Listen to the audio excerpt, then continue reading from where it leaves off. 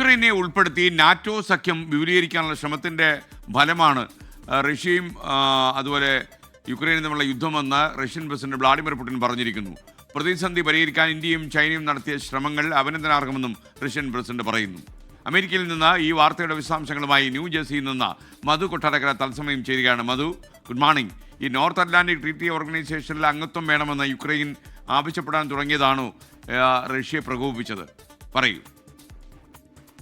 Good morning എസ്കെൻ. തീർച്ചയായിട്ടും അതാണ് റഷ്യയും പുടിനെയും പ്രകോപിപ്പിച്ചത്. ഇപ്പോൾ ചൈനയിലെ ടിയാൻജിനിൽ നടക്കുന്ന SCO ഉച്ചകോടിയിലാണ് ഈ അമേരിക്കൻ രാഷ്ട്രീയ ലോകവും അതുപോലെ മാധ്യമങ്ങളും ഒക്കെ ഉറ്റുനോക്കിക്കൊണ്ടിരിക്കുന്നത്.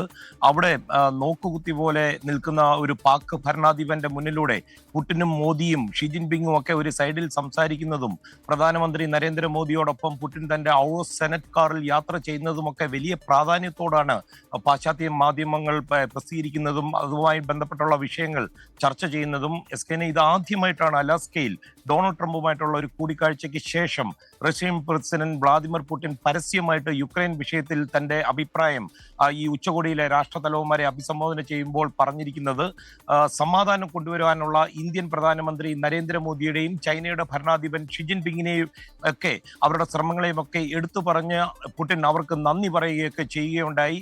അലാസ്കയിലെ US പ്രസിഡന്റ് ഡൊണാൾഡ് ട്രംപുമായിട്ടുള്ള കൂടിക്കാഴ്ചയിൽ ചില ധാരണകൾ ഉണ്ടായതായും അതിനെ തുടർന്നാണ് ഈ സമാധാന ശ്രമങ്ങൾക്കുള്ള ഇപ്പോഴുള്ള ഈ വാതിൽ തുറന്നതെന്നാണ് പുടിൻ പറയുന്നത്.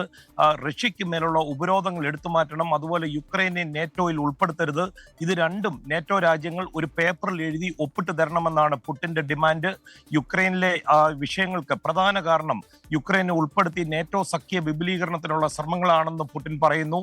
അതുപോലെ പാശ്ചാത്യ രാജ്യങ്ങൾ ആദ്യം ഒരു മുൻ സോവിയറ്റ് റിപ്പബ്ലിക്കും കൂടെയായ യുക്രൈനെ അവരുടെ ഓർബിറ്റിൽ എത്തിക്കുവാനുള്ള ശ്രമമാണെന്നാണ് പുടിൻ ആരോപിക്കുന്നത്.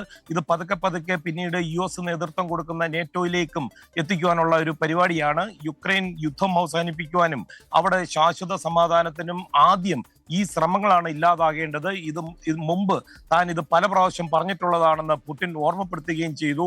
എസ്കനെ, ആഗോളതലത്തിൽ ലോകരാജ്യങ്ങളുടെ ശക്തിയിലും അതുപോലെ സുരക്ഷയിലും ഒക്കെ ഒരു ബാലൻസിങ് ഉണ്ടാകണമെന്നുള്ളൊരു ആവശ്യം കൂടെ പുടിൻ ഈ ചൈനയുടെയും അതുപോലെ ഇന്ത്യയുടെയും ഒക്കെ മുമ്പിൽ വെച്ചിട്ടുണ്ട്. എസ്കെ, അത് ഒരു കാര്യം കൂടി, ശരിക്കും ഈ ഒരു പുതിയ അച്ചുതണ്ട് രൂപം കൊള്ളുന്നു എത്രമാത്രം ശക്തമാകുമെന്ന് അറിയില്ല. കാരണം ഇന്ത്യയും ചൈനയും തമ്മിലുള്ള ഈ കുറച്ച് പതിറ്റാണ്ടുകളായുള്ള ചരിത്രം പരിശോധിക്കുകയാണെങ്കിൽ ഒരു കറക്റ്റ് ഒരു സുഹൃത്തായിട്ട് ചൈനയെ കൊണ്ടു നടക്കാൻ നമുക്ക് കഴിയുമെന്ന് അറിയില്ല. എന്നിരുന്നാലും ഈ ഒരു ഐക്യം ഒരുപക്ഷെ ഈ അമേരിക്കൻ പബ്ലിക് മാധ്യമങ്ങളിലും അതുപോലെ അമേരിക്കൻ ഭരണകൂടത്തിലും ഉണ്ടാക്കിയിരിക്കുന്ന സ്വാധീനം എന്താണ്? കാരണം ഈ ഒരു അച്ചുതണ്ട് അമേരിക്കയുടെ താല്പര്യങ്ങൾക്ക് സുഖകരമല്ലല്ലോ.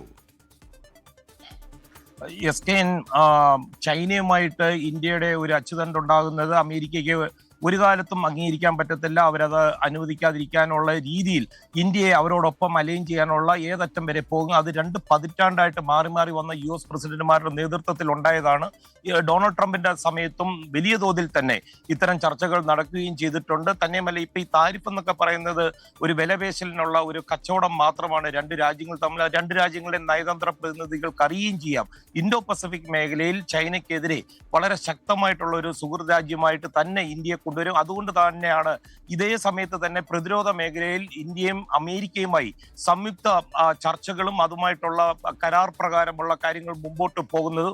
അതുമാത്രമല്ല എസ്കെനെ, അമേരിക്കയിൽ എത്രയോ മില്യൺ ആൾക്കാരാണ് ഇന്ത്യയിൽ നിന്ന് കുടിയേറി ഇവിടെ ജോലി ചെയ്യുന്നത്. അതുപോലെ ഉത്തരവാദിത്തപ്പെട്ട പൊസിഷനുകൾ കാഷ് പട്ടേൽ പോലുള്ള ഇന്ത്യൻ വംശജർ ജോലി ചെയ്യുന്നു. പക്ഷേ ചൈനയിൽ എത്ര ആൾക്കാർ ഇന്ത്യയിൽ നിന്ന് പോകുന്നു, അല്ലെ ചൈന എത്ര ഇന്ത്യക്കാരെ അവിടെ എത്തിക്കുന്നു, അല്ലെങ്കിൽ റഷ്യ പോലുള്ള രാജ്യങ്ങൾ, ഇതെല്ലാം അമേരിക്കയ്ക്ക് അറിയാം. അതുകൊണ്ട് തന്നെ ഇൻഡോ പസഫിക് മേഖലയിൽ ഇന്ത്യ അമേരിക്ക സൗഹൃദം ശക്തമായിട്ട് തന്നെ തുടർന്നു പോകുമെന്നാണ് ഈ രംഗത്തെ വിദഗ്ധർ പറയുന്നത്. S K, thank you Madhu Kottarakkara.